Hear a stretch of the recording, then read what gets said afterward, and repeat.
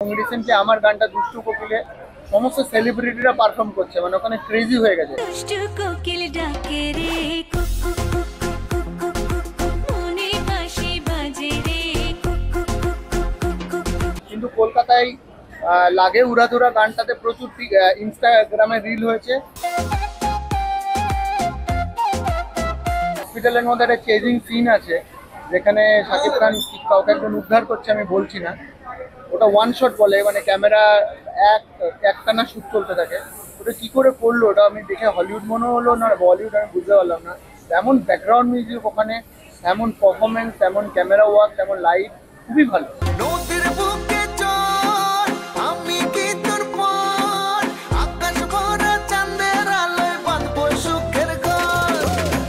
একটা good news হচ্ছে, আমি ওই যে নদীর বুকে চড়ের যে লাইনটা দুষ্টু কোকিলে, সেটা হিন্দিটা আমি গেয়েছি।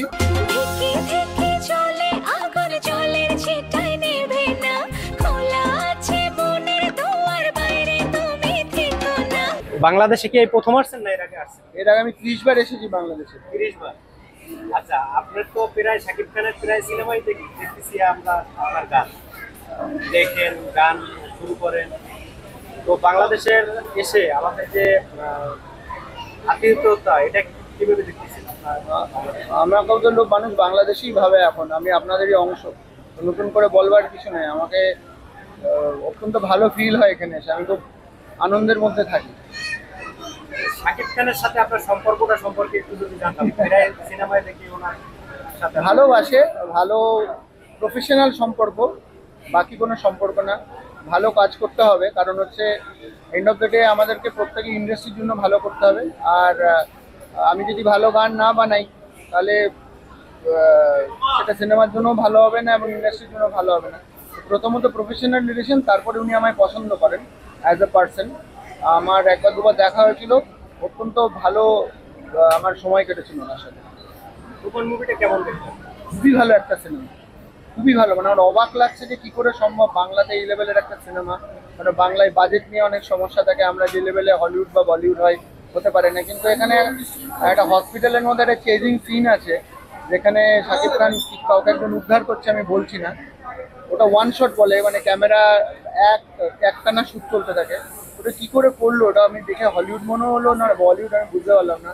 এমন ব্যাকগ্রাউন্ড মিউজিক ওখানে, এমন পারফরমেন্স, এমন ক্যামেরা ওয়ার্ক, এমন লাইট, খুবই ভালো। কলকাতা ইন্ডাস্ট্রি, বাংলাদেশ, ঢাকা ইন্ডাস্ট্রি, দুই ইন্ডাস্ট্রি মিলিয়ে তুফানের মতো এরকম মেকিং এর সিনেমা না, এটা one of its kind, definitely first time, definitely first time. একটা মৌলিক সিনেমা, একদম প্রথমবার এরকম বড় লেভেল, এরকম বড় স্ক্যানে হয়েছে। আচ্ছা, আপনাদের কলকাতায় তুফানের কিরকম সাড়া আছে? দেখুন, আমি কলকাতায় রিলিজ এখনো হয়নি, কিন্তু কলকাতায় লাগে উড়াধুরা গানটাতে প্রচুর ইনস্টাগ্রামে রিল হয়েছে এবং রিসেন্টলি আমার গানটা দুষ্টু কোকিলে সমস্ত সেলিব্রিটিরা পারফর্ম করছে, মানে ওখানে ক্রেজি হয়ে গেছে। যেহেতু আমি রিলিজের পরে পরেই বাংলাদেশ চলে এসেছি, ওখান থেকে অলরেডি আমার কাছে মেসেজ আসছে কবে আসবে, আমরা ইন্টারভিউ করবো তোমার। তো রেসপন্স খুবই ভালো। তুফানটা আসবে মনে হয় 28 তারিখ, মানে আজকে মনে হয় ওখানে রিলিজ করছে। আমি গিয়ে জানতে পারবো কিরকম রিয়াকশন। ইন্ডিয়ায় রিলিজ হয় না, কিন্তু শাকিব খানের হ্যাঁ, কিন্তু শাকিব খানের গোটা বাংলা এবং আসামে কোটি কোটি ভক্ত রয়েছে। কারণ আমি অনুষ্ঠান যখন করতে যাই, আমাকে শাকিব খানের সিনেমাতে আমার গানগুলো, আমার গাওয়া গানগুলো গাইতে রিকোয়েস্ট করো। আপনাদের এই তুফান মুভিটা প্যান ইন্ডিয়া হিসেবে নাকি মুক্তি দিবে? হ্যাঁ, হিন্দিতে। হিন্দিতে এবং বাংলায় দুইটার ভাষায় মনে হয় মুক্তি। হ্যাঁ, এইটা কিভাবে একটু দেখতেছেন?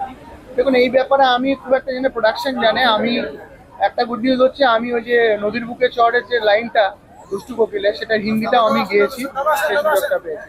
Thank you so much. দুষ্টু কোকিল ডাকে রে